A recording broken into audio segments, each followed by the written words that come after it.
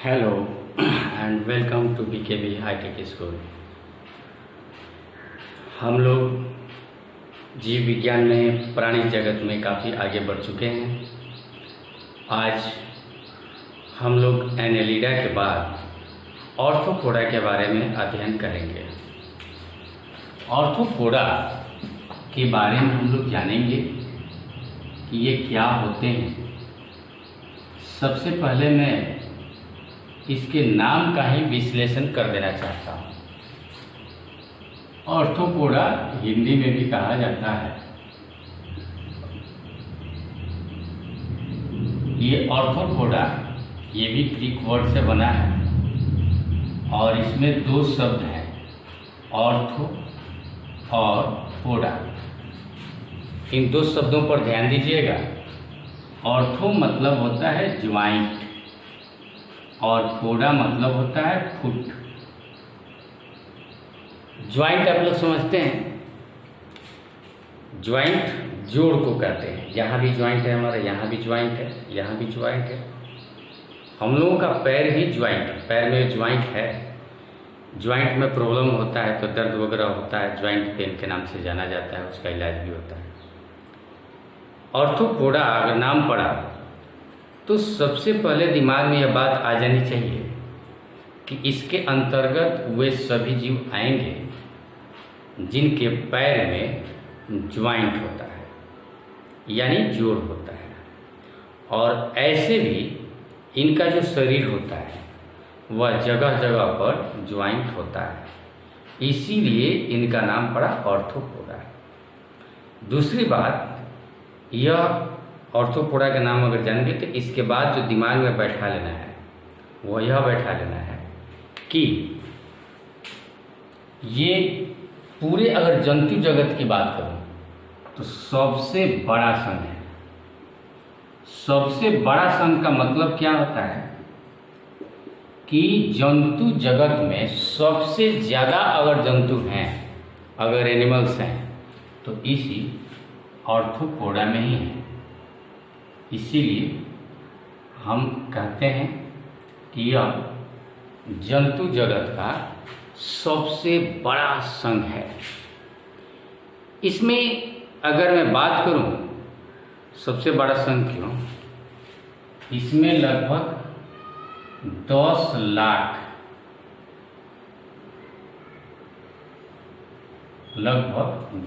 लाख जंतु आते हैं इस संघ में।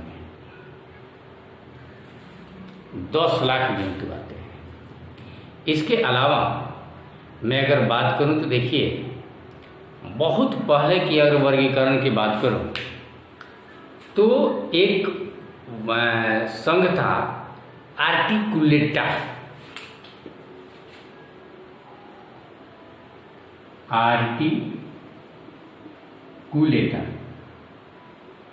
यह एक ऐसा संघ बना था जिसमें एनेलिडा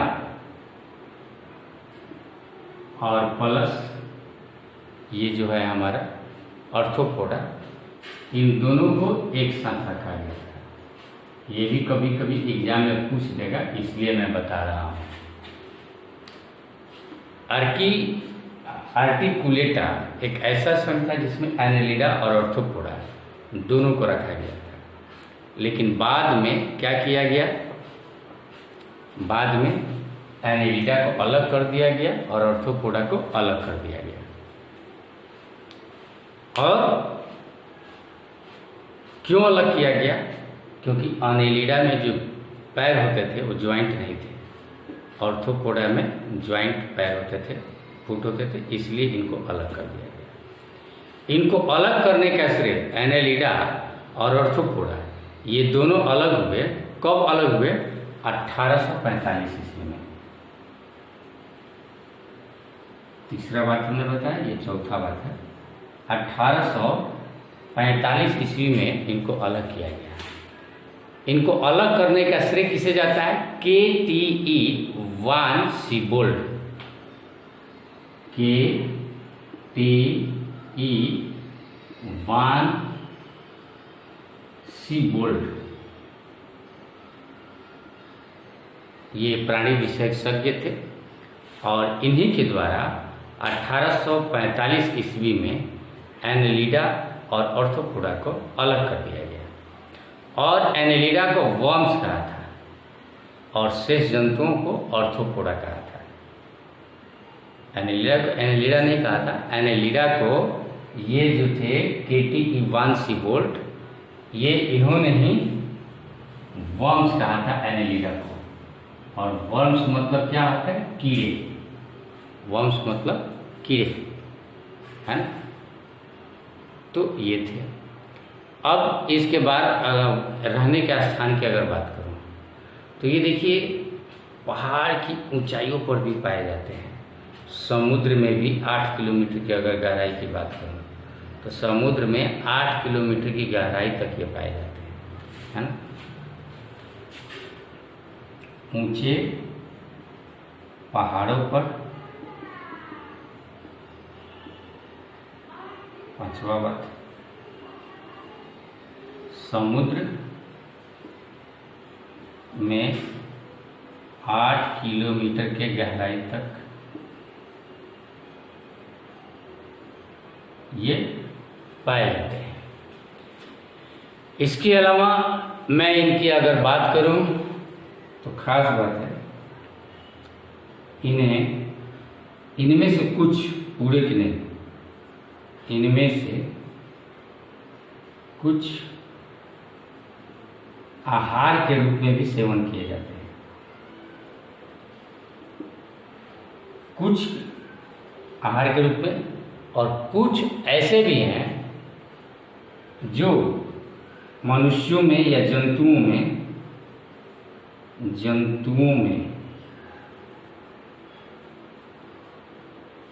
रोग पैदा करते हैं।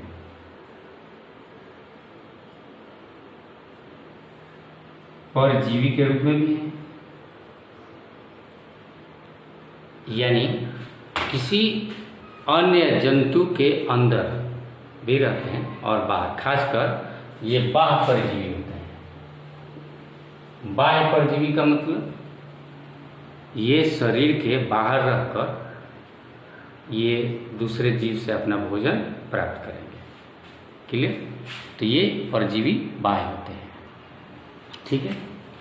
इसके बाद 8वां चीज जानना है कि ये पौधों में भी रोग उत्पन्न करते हैं।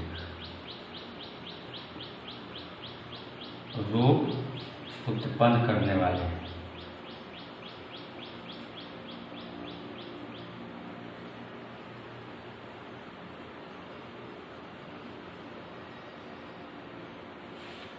पौधों में भी ये रोग उत्पन्न करते हैं। अब ये कहाँ रहते हैं? अगर रहने की बात करूं तो देखिए यहाँ पर ऊंचे पहाड़ों पर, समुद्र की गहराई में, और एक और चीज़ छूट गया, देखिए वायु में भी। अब वायु में का मतलब कि हमेशा ये वायु में नहीं रहते हैं। जैसे अपने जीवन काल का सबसे अधिक समय ये वायु में बिताते हैं। जैसे मच्छर की अगर बात करूं, बैठते कम हैं, हवा में उड़ते अधिक हैं, इसलिए ये तीनों जगह पर रह सकते हैं, जल में भी, स्थल पर भी और वायु में भी ये रहते हैं। इनकी अगर संमित की बात करूं, मतलब काटने पर कैसे प्रतीत होंगे, काटने पर तो आप भी बता सकते हैं। इनका अगर उदाहरण दे दूं, मच्छर, टिड्डा, राम जी का सुग्गा, टिड्डा को क्या कहते हैं? राम जी का सुग्गा। झींगा बीसी में आता है। बिच्छू बीसी में आता है। तितली, ओरिजिनल तितली। और बताइए, इनको 2 टुकड़ा करना होगा तो कैसे कर सकते हैं? कहीं से भी नहीं। इनको जब कटना होगा तो बीच में से सीधे लॉन्गिट्यूडनल कटना पड़ेगा, है ना। इसलिए हम कहेंगे इनकी जो सममिति होती है वो क्या होती है? द्विपार्श्व सममिति होती है।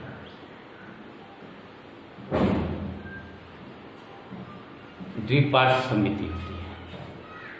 अब इनके शारीरिक रचना की अगर बात करूं तो सबसे पहले इनका शारीरिक रचना खंड युक्त, मतलब इनको देखने पर आपको लग जाएगा, आप झींगा को देखिए या मच्छर को देखिए या तितली को देखिए या बिच्छू को देखिए, इनका शरीर जो है देखिएगा खंड खंड खंड खंड टुकड़ा होगा, और जहाँ खंड होगा, जहाँ ज्वाइंट होगा, उस ज्वाइंट तो ज्वाइंट के बीच में यहाँ धंसा हुआ मिलेगा, बाकी जगह उठा हुआ मिलेगा। ज्वाइंट की जगह पर पतला स्पेस होता है और वहाँ से टूट जाते हैं, आराम से अगर चाहें हम तोड़ना तो तोड़ सकते हैं। ठीक है, तो इनका शरीर जो होता है सबसे पहले क्या लिखा है हमने, खंड युक्त। और 11 नंबर अगर बात बताऊं तो ये त्रिस्तरीय होते हैं। त्रिस्तरीय का मतलब क्या होगा कि इनके अंदर एंडोडर्म, मेसोडर्म और इक्टोडर्म तीनों होता है ना। अंतस्थ त्वचा भी होता है, मध्यस्थ त्वचा भी होता है और बाह्य त्वचा जिसको चर्म कहते हैं वो भी होता है। अच्छा, अगर मैं शारीरिक रचना की अगर इस तरह बात कर लिया तो एक और चीज़ 12 नंबर में याद कर लिए, ये अधिकांशतः प्रगुही होते हैं। प्रगुही का मतलब क्या हुआ कि आहार नाल और बाह्य त्वचा के बीच में रिक्त स्थान होता है इनके अंदर, इसीलिए इनको प्रगुही यानी सीलोमेट कहा जाता है, सीलोमिन में पाया जाता है। 13 नंबर अगर बात बताऊं मैं तो इसमें आहार नाल होता है, आहार नाल युक्त शरीर, यानी ये भोजन को जब ग्रहण करेंगे तो ये भोजन को पचाएंगे। जब भोजन ग्रहण करने की बात करेंगे तो इनके सिर पर चौड़े मुख या उसको मुख द्वार कह सकते हैं, चौड़े मुख द्वार होते हैं, है ना। एक और था मुख द्वार का नाम, इसमें नहीं दिया है, कोई बात नहीं। अब 15 नंबर अगर बात करूं मैं तो देखिए इनका जो शरीर होता है, इनका शरीर में सिर, वक्ष मतलब छाती, सिर, वक्ष और उदर, उदर मतलब क्या होता है, पेट। इनको देखकर आप ये तीनों अलग अलग कर सकते हैं। जैसे बहुत सारे जीव हैं तो उनको देखकर कह नहीं सकते हैं कि ये माथा है, ये पेट है और ये पैर है, लेकिन इनका शरीर ऐसा होता है कि इनको देखकर आप पता कर सकते हैं कि इनका माथा है, सिर है, वक्ष है, छाती है और ये उदर है, यानी ये विभाजित होते हैं, है ना। बहुत रेयर केस में कभी कभी ऐसा होता है कि सर और वक्ष मतलब माथा और छाती एक साथ जुड़ जाता है, और जब एक साथ जुड़ जाता है तो इनको शिरोवक्ष कहा जाता है।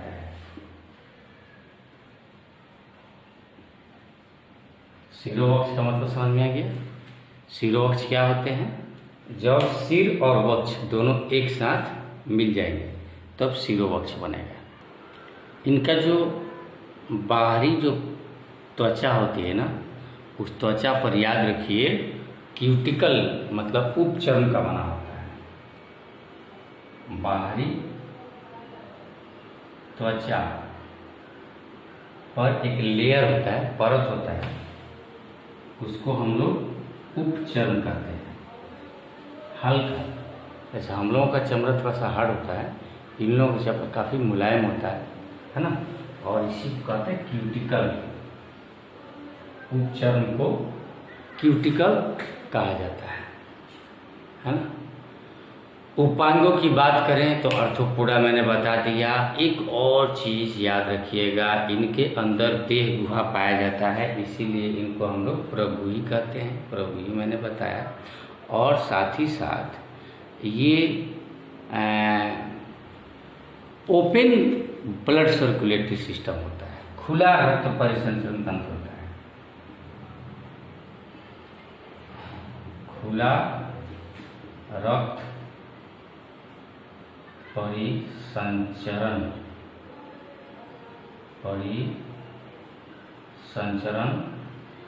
तंत्र होता है ओपन, यानी रक्त को चारों तरफ पहुंचाने के लिए इनके अंदर ब्लड वेसल्स नहीं होते हैं, रक्त नलियाँ इनके अंदर नहीं होती हैं, ठीक है। इसीलिए इनको ओपन ब्लड, हम लोगों का क्या है, ब्लड सर्कुलेटरी सिस्टम क्लोज्ड है, यानी हम लोगों का जो रक्त है वह वाहिनियों में, है ना, घूमता है। इनमें हृदय होता है, हृदय मतलब हार्ट, दिल इनके अंदर होता है, और दिल से रक्त नलियाँ नहीं निकली होती है। बस वो क्या करता है, दिल चारों तरफ से रक्त को ग्रहण करता है, फिर फेंक देता है, ग्रहण करेगा फेंक देगा। कहाँ फेंकेगा, गुहा में, प्रगुही होते हैं जिनके अंदर रिक्त स्पेस है, उसी में होता है। इनका आहार नाल जो होता है वह पूर्ण होता है। अगर 19 नंबर बताऊं, आहार नाल पूर्ण होता है। अब पूर्ण क्यों होता है, क्योंकि मैंने बताया था कि जब भोजन ग्रहण करने का छिद्र होगा, जिसको मुख या मुख द्वार कहते हैं, वो होता है। और दूसरा चीज, शरीर से अपशिष्ट पदार्थों को बाहर, जो अपचित भोजन है उसको भी बाहर निकालने के लिए इनके अंदर स्पेस होता है ना। उस स्पेस का जगह का नाम जो है आप कह सकते हैं मैल्पिगी नलिका, उस नलिका का नाम है जिससे कि ये अपशिष्ट पदार्थों को शरीर से बाहर निकालते हैं, है ना। इनका मुख द्वार भी होता है और प्लस मालपीगी होता है। मालपीगी हम लोग शॉर्ट में कहते हैं। ऐसे मालपीगी को आप और क्या कह सकते हैं, मालपीगी नलिका कह सकते हैं। ऐसे अगर आप मालपीगी भी कहेंगे तो समझ में आ जाएगा कि मालपीगी क्या होता है, ठीक है। अब बात कर लें हम इनके श्वसन अंगों की। तो जो श्वसन क्रिया होती है वह किस किस के द्वारा हो सकती है, 20 नंबर लिखेंगे हम, श्वसन, है ना। तो श्वसन जो होता है वह या तो सतह के द्वारा होगा,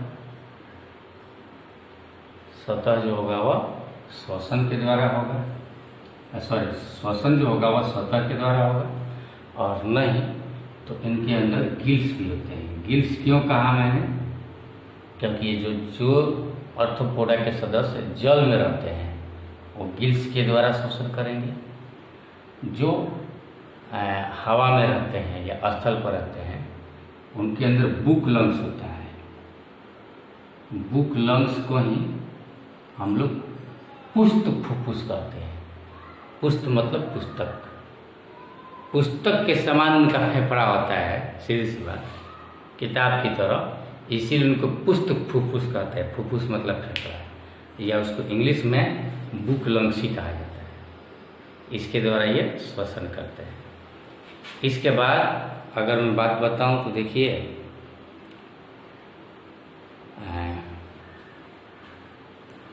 इनके अंदर जो है नर्वस सिस्टम यानी तंत्रिका तंत्र सुदृढ़ पाया जाता है। तंत्र का तो नाम ही नहीं लिया। अगर मैं इसका स्तर की बात करूं तो लिख सकते हैं अंग तंत्र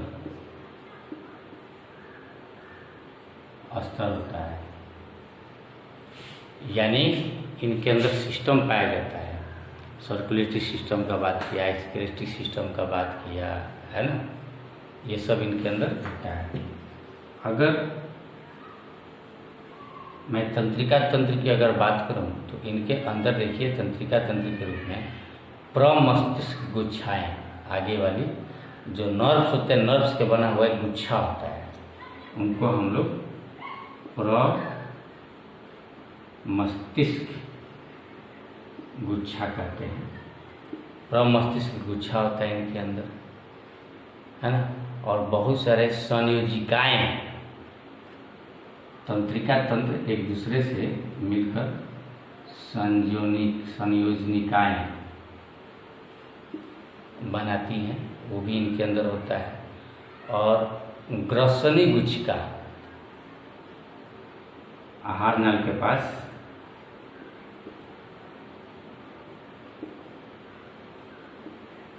होता है। और पृष्ठ रज्जु, पृष्ठ रज्जु का मतलब रीढ़ की हड्डी नहीं समझेंगे, ये रीढ़ की हड्डी नहीं समझेंगे।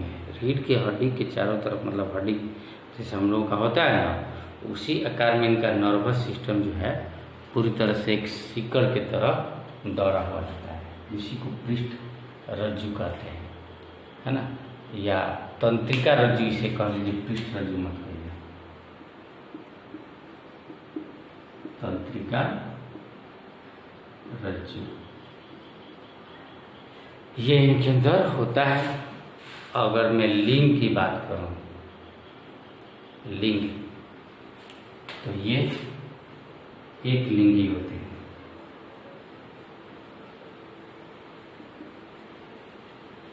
एक लिंगी यानी इनका नर और मादा ये दोनों अलग अलग होंगे। और आप समझ सकते हैं अगर नर और मादा अलग अलग होंगे तो इनके अंदर लैंगिक प्रजनन होगा कि अलैंगिक? अलग अलग होंगे तो लैंगिक, अलैंगिक तो होने का सवाल ही नहीं है। इनके अंदर जब होगा तो लैंगिक प्रजनन होगा, यानी युग्मकों का संयोजन होगा। 25वां बात बताऊं, ये अंड प्रजक होते हैं। अंड प्रजक का मतलब होता है अंडे देने वाले जंतु होते हैं। 26 नंबर, अगर अंडे देते हैं तो अंडे से क्या निकलते हैं? लार्वा निकलता है कि बच्चे? तो ये दोनों। अगर लार्वा होगा तो इनको क्या कहते हैं? अप्रत्यक्ष परिवर्धन। और शिशु होगा तो प्रत्यक्ष परिवर्धन। शिशु होगा तो प्रत्यक्ष परिवर्धन होगा, है ना। इनके अंदर संवेदी अंग भी होता है। जैसे हम लोगों में संवेदी अंग होता है ना, आँख संवेदी अंग देखने के लिए, नाक सूंघने के लिए, जीभ टेस्ट लेने के लिए, उसी प्रकार ये बाहरी आवेगों को ग्रहण भी करते हैं। और ग्रहण करने के लिए इनके अंदर भी अंग होता है। क्या क्या होता है? तो देखिए ये दिया हुआ एंटीनी। एंटीनी समझते हैं? जैसे मच्छर का एंटीना होता है, देखिएगा दूगो ऐसे निकला हुआ, ऐसे हम बनाते हैं ना मच्छर, ऐसे दूगो एंटीना होता है ना। इनको एंटीनी कहा जाता है, ये वाला, या मूंछ कहते हैं, या जो कुछ भी। ये क्या करते हैं एंटीनी? सेंसरी ऑर्गन है, यानी किसी चीज़ को टच करते हैं कि ये चीज़ कैसा है, हार्ड है, सॉफ्ट है, खाने लायक है कि नहीं लायक है, बैठने के लायक है कि क्या करने लायक है, उसको ये महसूस कर लेते हैं। तो इनके अंदर हमने बोला संवेदी अंग, और वो जो संवेदी अंग होता है वो एंटीनी कहा जाता है। एंटीनी के अलावा इनके अंदर संवेदी अंग में नेत्र भी होता है, ये तो आप लोग जानते ही। आँख भी होता है, चाहे मच्छर हो, चाहे तिलचट्टा हो, चाहे मक्खी हो, चाहे टिड्डा हो, सबके अंदर नेत्र होता है। नेत्र सरल नेत्र भी हो सकता है और संयुक्त नेत्र भी हो सकता है, मतलब काफ़ी डेवलप भी हो सकता है ना। तो ये सब बातें थी। 28वां नंबर में आपको क्या बताऊँ, मैंने सब लगभग बता ही दिया।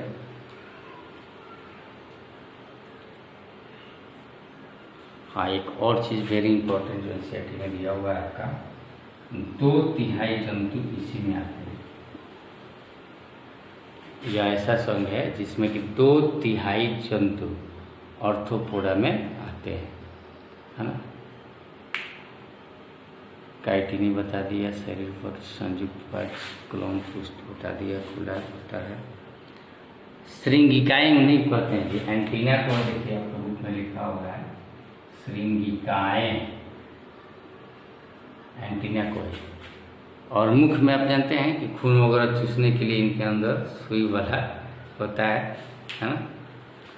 तो ये दिया हुआ है कि श्रृंगिकाएं, नेत्र भी होता है और संतुलन पुट्टी भी होता है। अपने शरीर को बनाए रखने के लिए, संतुलित बनाने के लिए इनके अंदर संतुलन पुट्टी नीचे ही होता है।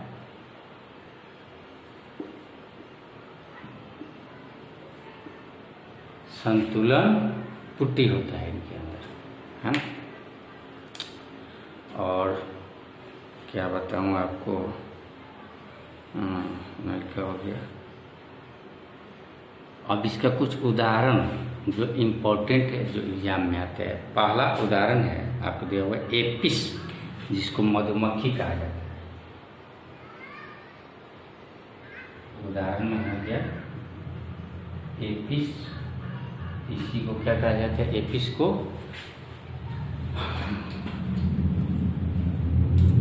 एपिस को क्या कहा जाता है, मधुमक्खी, हनी बी।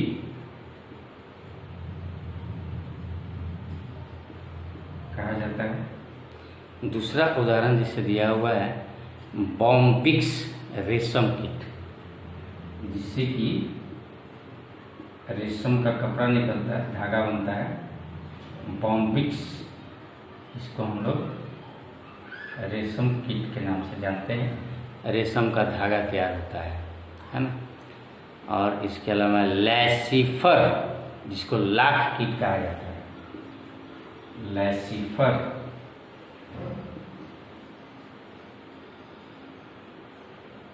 अब लाख कीट का मतलब यह मत समझिएगा कि लाख रुपया है ना। लाख एक केमिकल है, पदार्थ है। ये कीट जो है लाख बनाते हैं। मैंने देखा है लाख दाना पॉलिश वगैरह में लगता है, लाल लाल रंग का रहता है, जो स्प्रिट में डालने पर काफ़ी चमकने लगता है। इसीलिए इसको लाख कीट कहते हैं। उस लाख को बनाते हैं लाख कीट, है ना। इसके अलावा अगर बात करूं तो लैसिफर हो गया। रोगवाहक कीट भी है, जिसके एनाफिलिस तो नाम जानते हैं आप लोग, एनाफिलिज है। एनाफिलिज मच्छर, एडिस मच्छर भी इसी में आता है। एडिस मच्छर, काला जार होता है एडिस मच्छर से। एनाफिलिस मलेरिया परजीवी को कैरी करता है और वो भी ऑर्थोपोडा में ही आता है। इसके क्यूलेक्स तथा एडी मच्छर वही है। और एक है यूथ पीड़क, जिसको टिड्डी कहा जाता है, हमने लिखा टिड्डा, इसी में आता है। लोकस्ट इसको भी कहते हैं, इसी को टिड्डा को लोकस्ट भी कहा जाता है। और जीवित जीवाश्म एक है लिमुलस, जिसको राज करकट किंग क्रेब के नाम से भी जाना जाता है ना। लिमुलस। और भी उदाहरण मैंने ऊपर लिखा है, मच्छर, झींगा, बिच्छू, है ना, तितली, ये सब इसी में आते हैं। एक और है प्रजापति, किसे कहते हैं मालूम है? प्रजापति, बटरफ्लाई को कहा जाता है, बटरफ्लाई।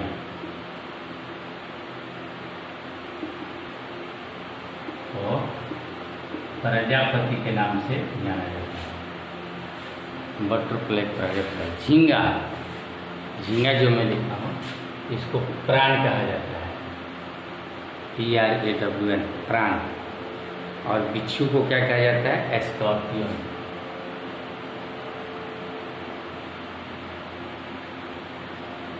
ये बिच्छू है ना। तो ये सब उदाहरण है इसके। मैंने ऑर्थोपोडा के बारे में आज बताया। इसमें सबसे महत्वपूर्ण चीज़, जो चीज़ आप लोगों को याद रखना है, वो याद रखना है कि ये जंतु जगत के सबसे बड़ा संघ है, जिसके अंदर 10 लाख कीट पाए जाते हैं। पृथ्वी पर के जो जितने जंतु हैं ना, तो 2/3 जंतु, 2/3 सदस्य जंतु के सदस्य वो इसी में आते हैं ऑर्थोपोडा में, हम लोगों को छोड़कर, हाथी बिल्ली घोड़ा पालतू सब छोड़कर, है ना, 2/3 सबसे बड़ा, है ना।